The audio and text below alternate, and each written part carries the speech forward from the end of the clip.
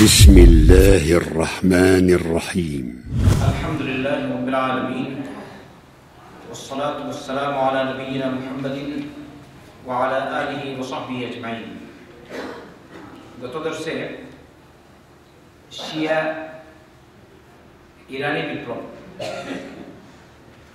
বা ইরানি বিপ্লবের ধর্ম আর আহলুস সুন্নাত ওয়াল জামাত মুহাম্মদ সাল্লাল্লাহু আলাইহি ওয়াসাল্লামের দ্বীন এর মধ্যে পার্থক্য কি এই বিষয়ে দুটি পার্থক্যের উল্লেখ হয়েছে। আর এটা একটি নিবন্ধ লিখেছেন কিং সৌদ ইউনিভার্সিটির প্রফেসর। আপনাদেরকে গত দর্শে আমি বলেছিলাম কিং সৌদ ইউনিভার্সিটির প্রফেসর ধর্ম বিষয়ক ইসলাম বিষয়ের প্রফেসর, এই দিন সম্পর্কে তিনি ভালো জানেন। নাম হচ্ছে ডক্টর আহমদ বিন ওসমান আল মাজিদ। একটি নিবন্ধ লিখেছেন, তিনি অনুবাদ করিয়েছেন বিভিন্ন ভাষায়, বাংলা, কেরালা, উর্দু, ইন্দোনেশি, এরকম ইংলিশ কয়েকটি ভাষায় অনুবাদ করিয়ে নিয়েছেন তিনি আমাদের সেন্টার থেকে। তো দুটি পার্থক্য সম্পর্কে আলোচনা হয়েছিল। আজকে যে পার্থক্যটা হচ্ছে প্রথমেই ইবাদত সম্পর্কিত পার্থক্য। তিনি ইবাদত সম্পর্কিত পার্থক্য উল্লেখ করতে গিয়ে বলেছেন, ইরানি বিপ্লবের ধর্মে খোমেনির অনুসারীরা হজের ফিতনা, ফাসাদ ও লড়াই সৃষ্টি করে দয়াময় আল্লাহর মেহমানদেরকে নৃশংসভাবে হত্যা করে। আপনারা হয়তো শুনেছেন বিভিন্ন সময় দেখা যায় যেসব ফিতনা ফাসাদ হয় মক্কা মদিনায় হজের সময় বেশিরভাগই ওদের থেকেই শুরু হয়, ইরানি শিয়াদের থেকে শুরু হয়। আস্তাগফিরুল্লাহ। এমন দৃশ্য ইরানি বিপ্লবের অনুসারী ছাড়া আর কারো মধ্যে পাওয়া যায় না।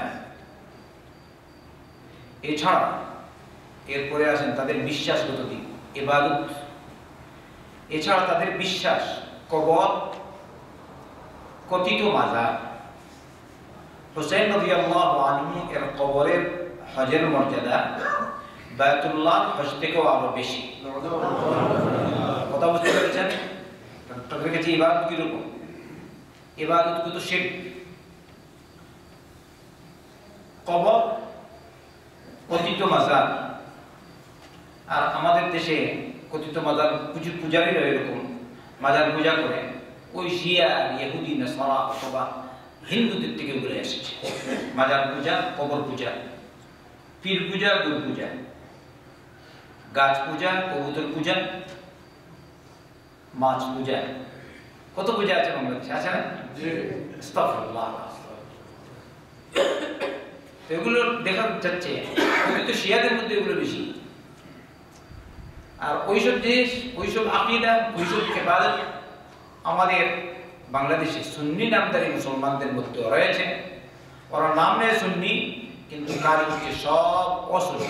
আস্তাগফিরুল্লাহ। আচ্ছা, এদের আকীদা হুসাইন রাদিয়াল্লাহু আনহুর কবরের হজের মর্যাদা আস্তাগফিরুল্লাহ বায়তুল্লাহ হজ থেকে আরো বেশি। এমন কি বলছে, খোমেনির কবরের মর্যাদা তাদের নিকট মসজিদে হারাম ও মসজিদে নববী থেকেও আরো বেশি। তাই যারা ইমাম খোমেনি বলে তারা কিরকম হবে বুঝতে পারছেন? আকীদা জরুর ঠিক করতে হবে। শুধু এমনি লাফালাফি করলে হবে না। এক নম্বর ইসলাম, ওদের মধ্যে ইসলাম আছে। নাম দিলেন, জানি না আমরা, অনেকে জানে না, এই জন্য বলে ইসলাম। ইসলামের 10 বেশ ধরে অনিসলামিক কার্যক্রম, মুসলমানদের মধ্যে ফিতনা ফাসাদ সৃষ্টি করা, মুসলমানদেরকে শিরকে লিপ্ত করা, মুসলমানদেরকে কবর পূজায় লিপ্ত করা, মুসলমানদেরকে গাছ পূজায়, কুমির পূজা ইত্যাদিতে লিপ্ত করা। এই সব হচ্ছে ইরানি বিপ্লবের ধর্মের কাজ। সবাই বলি আলহামদুলিল্লাহ। আমার নবী মুহাম্মদ সাল্লাল্লাহু আলাইহি ওয়াসাল্লাম সব রকমের শিরক থেকে আমাদেরকে নিষেধ করেছেন।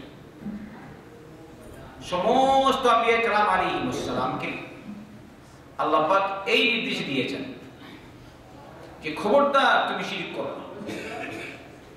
আর সকলেই আল্লাহর একত্ববাদের দাওয়াত নিয়ে এসেছেন। আল্লাহর একত্ববাদ দাওয়াত, ইবাদত করবেন একমাত্র আল্লাহ, আর কারো ইবাদত চলে না। যত আম্বিয়া কেরাম আলাইহিস সালাম সবার একই দাওয়াত। আল্লাহ বলছেন ওয়ালাকাদ উহিয়া ইলাইকা ওয়া ইলাল লাযিনা মিন ক্বাবলিক লাইন আশরাকতা লায়াহবাতান্না আমালুকা ওয়া লা তাকুনান্না মিনাল খাসিরিন। তোমার প্রতি ওহী হয়েছে, তোমার পূর্ববর্তী যেসব আম্বিয়া কেরাম আলাইহিস সালাম এসেছিলেন সবার প্রতি ওহী যে যদি তুমি শিরক করো তাহলে তোমার আমল নষ্ট হয়ে যাবে। শিরক করো, যদি মুহাম্মদ সাল্লাল্লাহু আলাইহি ওয়াসাল্লাম শিরক করেন তার আমলও ঠিক থাকবে না, তাহলে আমাদের কি অবস্থা হবে? কথা বুঝতে পারছেন? আল্লাহ বলেন নিশ্চয়ই তোমার প্রতি ওহী এসেছে, তোমার পূর্বেকার সমস্ত আম্বিয়া কেরাম আলাইহিস সালামের প্রতি ওহী এসেছে কি লাইন আশরাকতা, যদি তুমি শিরক করো লায়াহবাতান্না আমালুকা, তাহলে তোমার আমল নষ্ট হয়ে যাবে, ওয়া লা তাকুনান্না মিনাল খাসিরিন, আর তুমি ক্ষতিগ্রস্তদের অন্তর্ভুক্ত হবে। আর শিয়াদের ধর্মে, খুমেনি বিপ্লবের ধর্মে আপনারা সরাসরি দেখছেন ওরা কবর পূজার প্রতি মানুষদেরকে ডাকে, বরং তাদের কাছে খুমেনির কবরের মর্যাদা দেখেন অবস্থা আস্তাগফিরুল্লাহ আযীম, মসজিদে হারাম ও মসজিদে নববী থেকেও বেশি। আমাদের নবী মুহাম্মদ সাল্লাল্লাহু আলাইহি ওয়াসাল্লামের ধর্মে পার্থক্য, ওরা শিরকের প্রতি আহ্বান করে, আর আমাদের নবী মুহাম্মদ সাল্লাল্লাহু আলাইহি ওয়াসাল্লাম মানুষকে আল্লাহর একত্ববাদের দিকে আহ্বান করে। আমাদের নবী মুহাম্মদ সাল্লাল্লাহু আলাইহি ওয়াসাল্লামের ধর্মে হজ ইসলামের নিদর্শনাবলীর অন্যতম একটি নিদর্শন, ঠিক কি না? এটি পঞ্চম ভিত্তি, এটি একতা ভালোবাসার প্রতীক, একতা ও ভালোবাসার প্রতীক।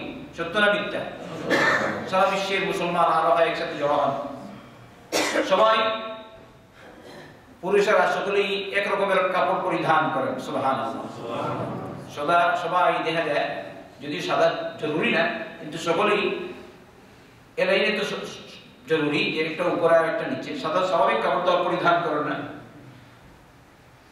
কিন্তু সাধারণত সকলেই সাদা কাপড় পরিধান করে একসাথে জড়ো হয়। সবাই বুঝাতে, এটাই এর মাধ্যমে বোঝানো হচ্ছে যে আল্লাহর ধর্ম কয়টা বলেন? আল্লাহ কয়জন? আর আমাদের নবী, লাস্ট নবী, শেষ নবী কয়জন? মুহাম্মদুর রাসূলুল্লাহ সাল্লাল্লাহু আলাইহি ওয়াসাল্লাম। আর এই উম্মত একটাই উম্মত, এর পর আর কোনো উম্মত আসবে না, এর পরেই হবে কিয়ামত। সুবহানাল্লাহ। তাই আমাদের নবী মুহাম্মদ সাল্লাল্লাহু আলাইহি ওয়াসাল্লামের ধর্ম আর শিয়াদের ধর্মের মধ্যে এরকম পার্থক্য। হজ ইজ্জত সম্ভ্রম ও প্রাণের প্রতি সম্মান প্রদর্শন এবং আল্লাহর মেহমানদের সেবা ও সংরক্ষণ। স্পষ্ট কিনা? হজ ইজ্জত সম্ভ্রম ও প্রাণের প্রতি সম্মান প্রদর্শন, মানুষের প্রতি সম্মান প্রদর্শন এবং আল্লাহর মেহমানদের সেবা ও সংরক্ষণ, আল্লাহর মেহমানদের হেফাজত করবে। আর ওইসব খুমেনি বিপ্লবের অনুসারী যারা, তারা আল্লাহর মেহমানদেরকে হত্যা করে, আস্তাগফিরুল্লাহ, ফিতনা ফাসাদ সৃষ্টি করে, মক্কায় আসে হজের সময় এবং মদিনায় আসে, আস্তাগফিরুল্লাহ। আর এটা তিনি এখন সৌদি সরকারের প্রতি কথা বলছেন। সৌদি সরকার যে হাজিদের সেবা ও হারামাইনের যে খিদমত সম্পাদন করে যাচ্ছে তা থেকে স্পষ্ট। আর বাস্তবেই আমরা যে হজে যাই দেখছেন তারা কত খিদমত করে। খিদমতের কোনো ত্রুটি আছে? হজে গেছেন, আরাফায় গেছেন, মিনায় গেছেন, মক্কায় গেছেন, দেখবেন সুবহানাল্লাহ ওয়া বিহামদিহি, এত খিদমত, এত সত্ত্বেও তারা বলে সৌদি সরকার নাকি খিদমত করে না। অঘটন অনেকটা ঘটে, খুঁজে দেখবেন অঘটনের কাজেই এই যে মিনায় যে ট্রাজেডি হয়ে গেল, খেয়াল করলে দেখা যায় ওই সব শয়তানের কথা। বুঝতে পারছেন? ওরা বিভিন্নভাবে চক্রান্ত করে, এর পূর্বে আরো অনেকবার করেছে। আল্লাহ মুসলমানদের হেফাজত করুন, আহলুস সুন্নাত ওয়াল জামাতের মুসলমানদের হেফাজত, সত্যিকারের মুসলমানদের হেফাজত করুন, সিরিয়ার মুসলমানদের আল্লাহ পাক হেফাজত করুন, ইয়ামানের মুসলমানদের হেফাজত করুন। যাদের এরকম আকীদা, হুসাইন রাদিয়াল্লাহু আনহুর কবরের হজের মর্যাদা কাবার হজের মর্যাদা থেকে আরো বেশি, একে আপনি কি বলবেন? কথা বুঝতে পারছেন? কি বলবো? তাই মুসলিম বলতেই আপনি মনে করবেন যারা আহলুস সুন্নাত ওয়াল জামাত তারাই হচ্ছে মুসলিম। বলেন আলহামদুলিল্লাহ। আমরা এখানে যারা আছি সবাই আহলুস সুন্নাহ, দেখনি? কেউ গুমরাহ তো নাই? গুমরাহ যদি কেউ থাকে তাহলে হেদায়েত কবুল করুন। যে কোনো কেউ গুমরাহ, তওবা করো, কবরে যেতে হবে, কবরে যাওয়ার পরেই বান্দি শুরু হয়ে যাবে। গুমরাহ 73 যে দল যে হবে আল্লাহ রাসূল সাল্লাল্লাহু আলাইহি ওয়াসাল্লামের উম্মতের মধ্যে, এর মধ্যে কোনো সন্দেহ নাই 72 দলের এক দল শিয়া, আর এর থেকে আরো ভয়ানক যারা এদের মধ্যে থেকে রাফিদি। শিয়াদের মধ্যে থেকে যদি কেউ এরকম থাকে যাদের আকীদা ঠিক, ওরা তো ওদের ওই হিসেবে বলা হবে না। আমরা সাধারণত যারা হুসাইন হুসাইন করে এরকম করে মারে, দেখছেন কি অবস্থা? আস্তাগফিরুল্লাহ। মুহররম মাস আসলে কি না করে? এটা কি আল্লাহ রাসূল সাল্লাল্লাহু আলাইহি ওয়াসাল্লামের ধর্ম?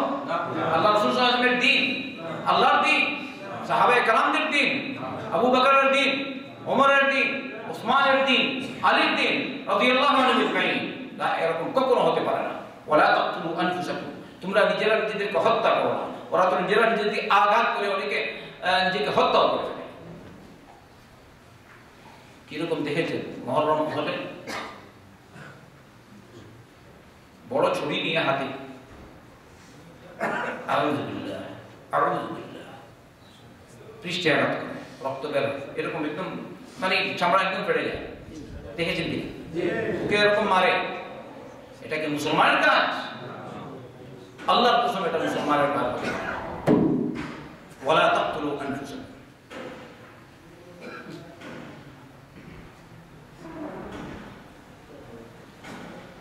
এমনি ভাবে ইসলামে হারামাইনের মর্যাদার মতো অন্য কোন স্থানের মর্যাদা নেই।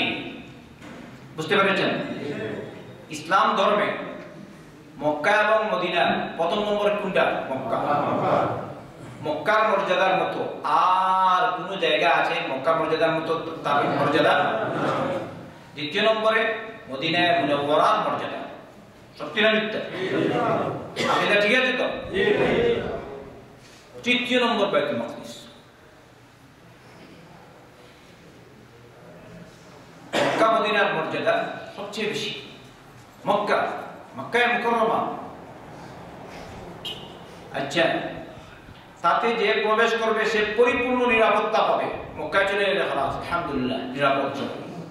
ওখানে লড়াই ফাসাদ করা হারাম, ওখানে শিকারী জন্তু শিকার করা হারাম, ওখানকার উদ্ভিদ উপরে পড়া নিষেধ, কাটা নিষেধ, উদ্ভিদ যেগুলো এমনিতেই উৎপন্ন হয় ওগুলো উপরে পড়া নিষেধ। কোন জায়গায়? মক্কা মুকাররমা হারামের সব হারাম সীমানার ভিতরে। আচ্ছা, তাতে সালাতের মর্যাদা অন্য মসজিদের সালাত আদায় থেকে অনেক বেশি। মানে আমরা জানি অন্যান্য রায়াতে মুসলিম আহমদ ইত্যাদিতে মসজিদে হারামের এক সালাত মসজিদে হারাম ছাড়া আর মদিনা ছাড়া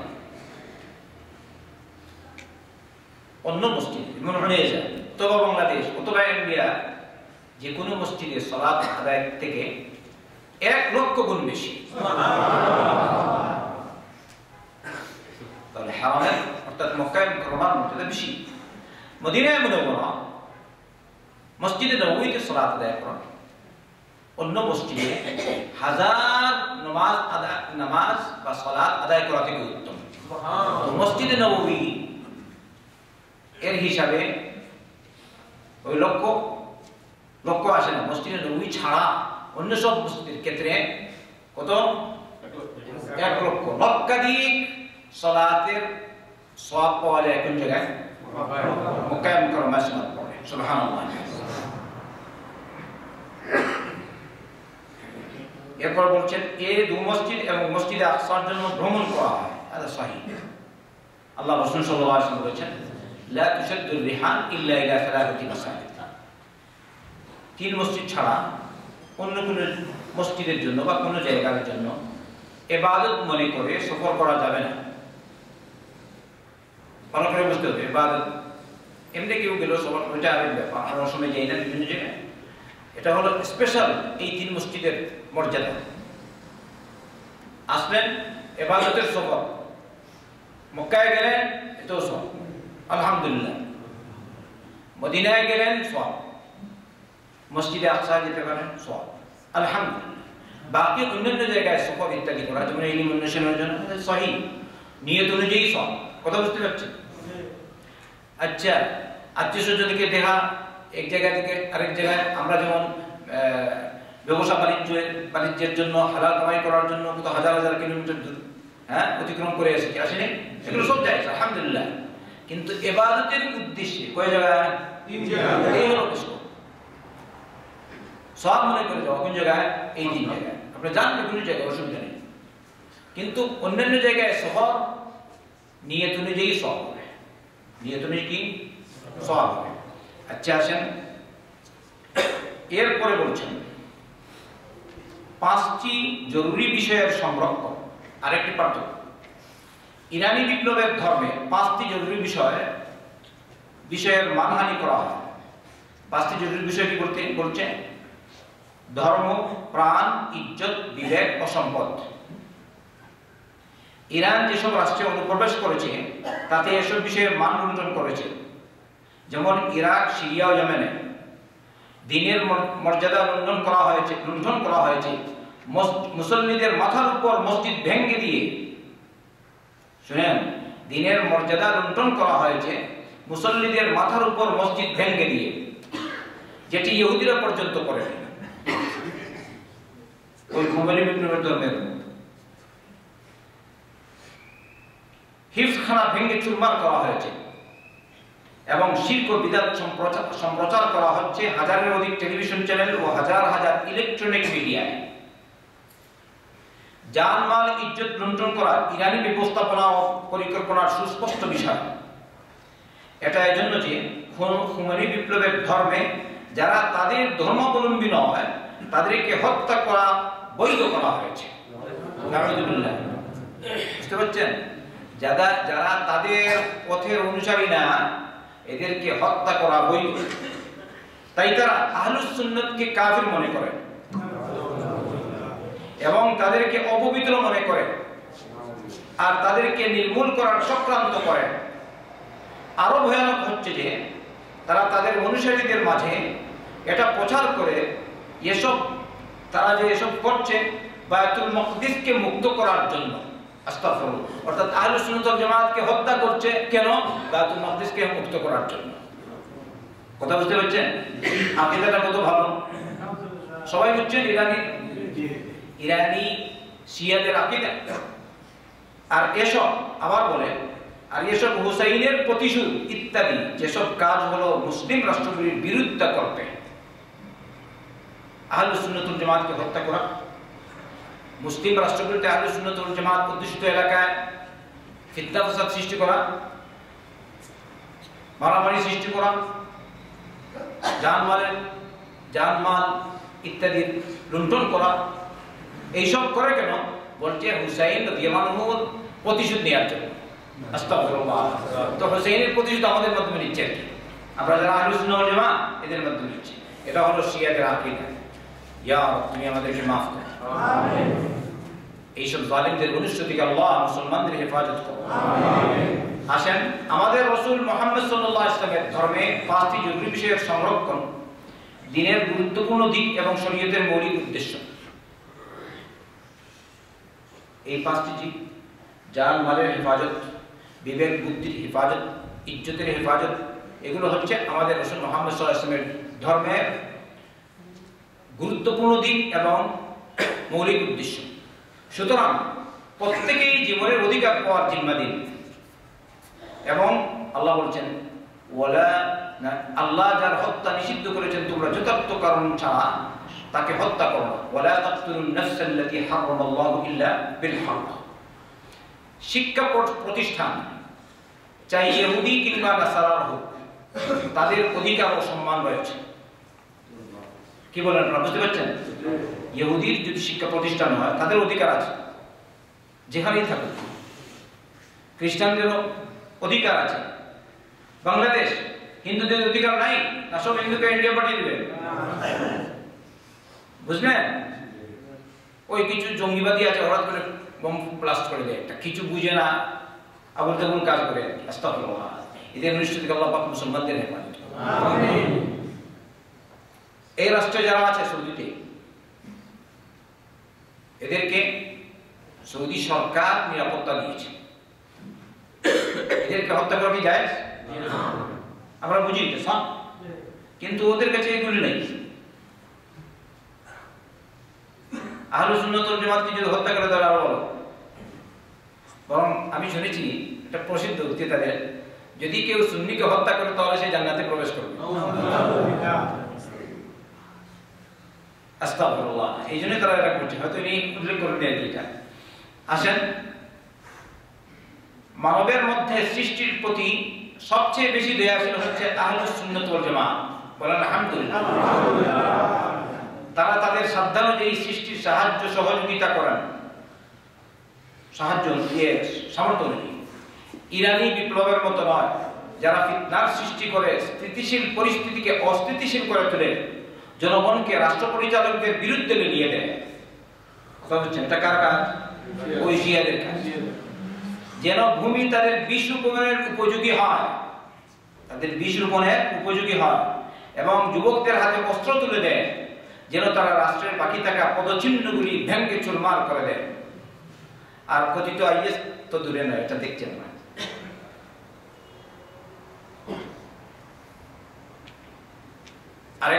আরেকটা দিকে এখানে বলবো, তারপরে আজকের মতো শেষ করছি। গাল চাপড়ানো, থাপ্পড় মারা, প্রাণহানি। ইরানি বিপ্লবের ধর্মে ইরানি প্রজাতন্ত্রের বৈশিষ্ট্য হচ্ছে চিৎকার করে থাপ্পড় মেরে বুকের উন্মুক্ত অংশ বিদীর্ণ করে, শরীরে আঘাত করে ইবাদত করা, এমনকি শরীর থেকে রক্ত প্রবাহিত করা। এটা তাদের একটা ধর্মীয় কাজ। দেখছেন আপনারা, আগে অবশ্য আলোচনা করছি, তিনি এখন মানে তার 10টি পার্থক্যের মধ্যে একটি তিনি উল্লেখ করলেন। আর এসব ভয়ানক ছবি দিয়ে শিশুদেরকে ভীত সন্ত্রস্ত করা, যেগুলি সঠিক বিবেকের বিপরীত এবং সঠিক ইসলামের প্রতি বিতৃষ্ণার সৃষ্টিকরণ। আমাদের রাসূল মুহাম্মদ সাল্লাল্লাহু আলাইহি ওয়াসাল্লামের ধর্মে রয়েছে আনন্দ, খুশি, শুভ লক্ষণ গ্রহণ, নেক ধারণা গ্রহণ। আল্লাহ রাসূল সাল্লাল্লাহু আলাইহি ওয়াসাল্লাম শুভ লক্ষণকে ভালোবাসতেন, কুলক্ষণ গ্রহণ করতেন না। কথা বুঝলেন? কুলক্ষণ গ্রহণ করতেন না, শুভ লক্ষণ নিতেন সাল্লাল্লাহু আলাইহি ওয়াসাল্লাম। যেমন কারণ আম ভালো, আলহামদুলিল্লাহ। বুঝতে পারছেন? আচ্ছা, ঘর থেকে বের হয়েছে, সামনে দেখবেন কুত্তা, কালো কুত্তা, বললাম মুশকিল, এরকম করা যায়? মাশাআল্লাহ, ইমান ঠিক আছে, আলো শুনতে আলহামদুলিল্লাহ। ঘর থেকে বের হয়েছেন, যাবেন মলমুক্তায়, পা পিছলে পড়ে গেছে, কি বলে না যাবো, বললাম মুশকিল, না বলবেন ইয়া তাওয়াক্কাল আল্লাহ। কিন্তু যদি ভালো কিছু হয়, দেখেন ভালো একটা কিছু, আলহামদুলিল্লাহ, খুশি আনন্দ জাগে। তো আমরা কুলক্ষণ গ্রহণ করি না, অশুভ লক্ষণ গ্রহণ করি না, আমরা শুভ লক্ষণ গ্রহণ করি। এটা হচ্ছে মুহাম্মদ সাল্লাল্লাহু আলাইহি ওয়াসাল্লামের সুন্নাহ। আপনারা এই জানালাগুলো একটু বন্ধ করে দিন, কারণ আমার অনুমান হচ্ছে মনে হয় ধুলো উঠছে। হ্যাঁ, জানালা বন্ধ করে দিন।